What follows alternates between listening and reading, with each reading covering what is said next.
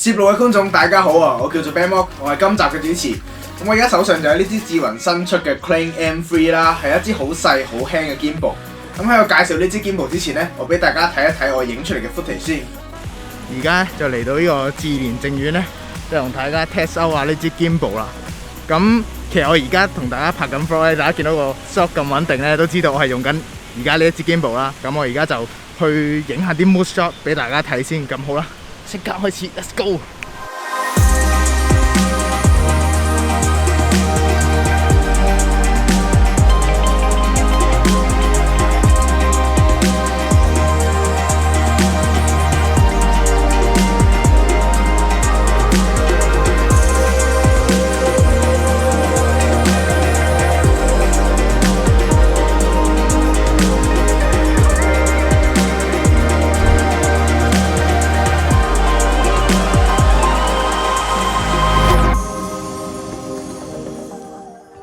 如各位所見呢，我而家嚟到呢個文武廟呢，就繼續試呢支 Gimbal 啦。咁好啊，即刻開始 ，let's go！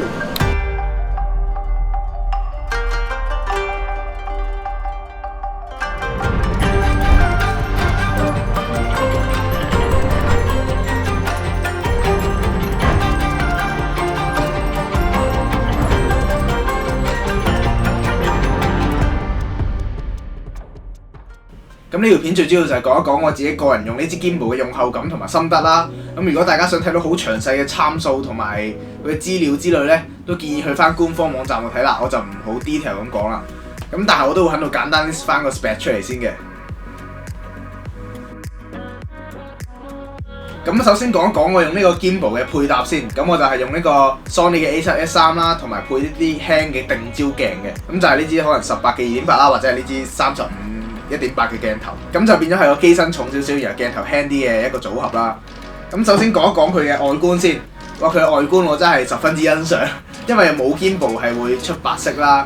咁佢呢個外觀真係我覺得十分滿分啊！好少 Gimbal 做到咁型啦，同埋一攞上手咧，第一下感覺係佢係真係好輕嘅。咁因為我自己都有用上一代啦，我係有一支 M2 嘅 Gimbal 嘅，咁佢都係一樣咁輕啦，佢唔會因為多咗好多功能重咗啦，佢一樣都係做翻基本上差唔多嘅重量嘅。咁同埋佢呢個白色呢，我有樣嘢想講一講嘅就係佢都幾易整污糟或者整花，因為我有一次就咁樣擺喺度啦，然後我唔想㧬一㧬，跟住佢咁樣輕輕咁撞到一下啦呢個位，跟住就已經花咗啦其實。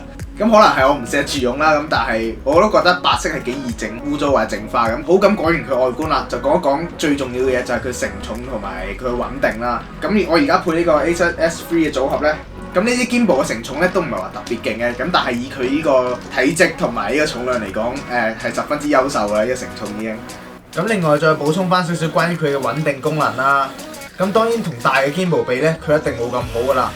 我自己用落嘅時候都好多唔穩定嘅情況出現㗎，就係例如個動作去得太盡嘅時候，佢可能會震一下啦，或者佢轉緊 pan 左右嘅時候會時快時慢啦，同埋一啲行路嘅 shot 我都會喺段 footage 入邊見到自己嘅腳步嘅。但係以一個拍 vlog 嘅角度嚟講呢，佢已經有絕對足夠嘅穩定功能㗎啦。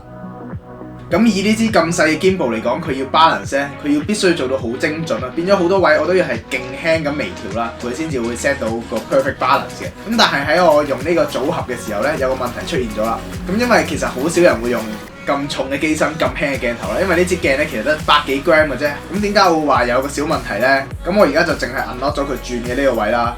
咁如果大家有 set 開 Gimbal 咧，就知道要 balance 咧就係要咁樣打橫佢嚟睇嘅。咁點樣為之 balance 好咧？咁樣佢冇喐咧，就代表 balance 好啦。咁樣，佢喺度轉咧，咁就 balance 唔到啦。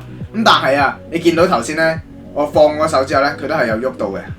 因為我呢個組合其實已經係佢承重嘅上限啦，所以即使我拉到最盡咧，佢都冇辦法能夠 perfect balance， 會係一個 concern 買唔買嘅一個點咯。如果你係有用開大機嘅。不過呢個問題都唔係話好嚴重嘅，因為有用嘅 Gimbal 都知道啦。咁其實唔使 perfect balance 佢都可以照樣用到嘅。不過 perfect balance 就會冇咁傷個 Gimbal 啦。咁同埋佢部機入邊都有個 auto tune 嘅功能啦，就唔使 perfect balance 都可以好輕易咁用到支 Gimbal 嘅。咁講完晒承重同埋 balance 嘅嘢咧，咁我講一講佢呢支 Gimbal 嘅操作啦。咁我個人係幾滿意佢嘅操作嘅，因為佢有呢個 touch one 啦。如果 touch one 係幾好用嘅，係用落真係幾方便，我撳來撳去都幾精準嘅。咁同埋佢有呢啲 joystick 啊，又有其他掣，同埋有呢個 focus ring 咧，咁用落其實都好 smooth，好方便啊！即係我冇 expect 到佢個操作係咁好咯，個手感。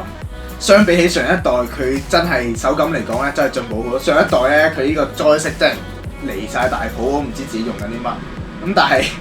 咁但係呢一代呢個我真係幾滿意佢操作，真係幾滿意。同埋佢今次咧就出咗呢個 LED 燈啊！咁我本來係冇 expect 到呢盞 LED 燈係咁勁嘅。呢盞燈咧，我喺夜晚一開咧，佢係超勁嘅個光，我係冇 expect 到佢個光係可以咁勁啦。佢亦都唔係好硬啦個光，係由光打落塊面度自拍嘅時候咧，成個光咧係好自然。咁我覺得呢盞燈真係做得唔錯嘅，係有 surprise 到我嘅，因為我本來都冇 expect 話，喂，一支 gimbal 點乜整盞燈喺上面啊？咁但係我自己用落之後咧，發覺拍 vlog 嚟講，去到一啲可能室內或者係暗少少嘅環境咧，呢盞燈就真係發揮到佢用處啊！咁亦都係好方便啦，我撳實呢個掣咧就會開一盞燈，又再咁樣碌下，我喺個 mon 就睇到可以校幾多光暗啊，校咩色溫咧，我喺呢個 mon 都可以見到嘅。同埋操作上佢有6個 mode 啦，咁大家見到片頭我都有用嗰啲 POV 嘅 mode 去影啦，咁有好多唔同嘅變化可以玩到呢支 gimbal。我都冇 expect 一支咁細嘅 gimbal 可以有齊晒咁多。咁但係咧有樣嘢我必須講一講嘅，咁所有 gimbal 都係啊，撳實後面嗰個掣咧就會轉咗其他 mode 嘅。咁一支 gimbal 咧佢 default 咧就係會用一個 PF mode 嘅。咁乜嘢係 PF mode 咧？就係 pan 啦同埋 follow 啊。然後我咁樣喐支 gimbal 嘅時候咧，佢都係望住前面嘅。撳實呢個掣咧就會變咗高 mode 啦。高 mode 就係我可以好快咁樣影其他嘢啦。你見到我咁樣咧，佢會跟住望落去嘅。咁就係呢個 PF mode 同埋高 mode 嘅分別啦。咁點解我會設計係撳實先轉 mode 咧？咁有時啊，我可能有啲運鏡咧，就係我想正常 follow shot，然後去到前面咧就望落去挑單咁樣嘅。咁變咗呢個掣咧，就係我可以咁樣望，跟住去到呢度啦，跟住就可能望落去，或者我係望緊落去嘅，跟住嚟到呢度正常翻，我放手變翻 PF mode。咁正常係可以咁樣去玩一啲唔同嘅運鏡啦。咁但係點解我會覺得呢個係一個問題咧？就係我撳實佢個掣嗰陣啦，佢轉 mode 咧，佢係會拍一下嘅。咁點樣拍一下咧？我而家試俾大家睇。可能大家完全留意唔到，但係咧佢會有震咗一下。畫面上咧，我睇翻啲 playback 咧，佢都係會有震咗一下嘅。同埋佢撳實咗咧，佢唔係即刻轉做高 mode 嘅，佢係要等0.5到1秒先至會轉高 mode 嘅。咁所以變咗有個 concern就係我有時想拍呢啲咁樣嘅運鏡咧。咁就可能會窒咗一下啦，跟住同埋佢鏡頭唔 smooth 啊，咁變咗而家呢個撳實佢變做高 mode 咧，純粹係真係我唔想去撳個 menu，想懶少少，純粹係為咗方便啲而撳佢咯，而唔係我有得玩呢個運鏡而用佢咯。咁呢個就係我覺得佢唯一一個操作上可以改善嘅地方啦。咁呢一代新嘅 gimbal 咧，仲有個功能就係改善咗佢嘅快拆啦，因為佢之前嗰代呢個 gimbal 咧就係要扭一扭，跟住先至拆出嚟嘅。咁佢而家呢個咧就方便咗啦，佢變咗2個掣嘅而家，變咗我係一個 unlock， 跟住再撳實咧掹咗出嚟啦。咁我擺翻上去咧就唔使撳紅色掣嘅，我直接拍上去。咁但係睇翻大家一定要聽到啪一聲先至係代表穩陣咯。咁因為我有一次我係冇留意自己有冇聽到啪一聲啦，然後就 set 好咗，跟住又好心急咁衝出去影啦，跟住我成部 S3咧就跌咗落地啦，即係喺我心口位跌落地，哇！跟住仲要碌咗幾個圈。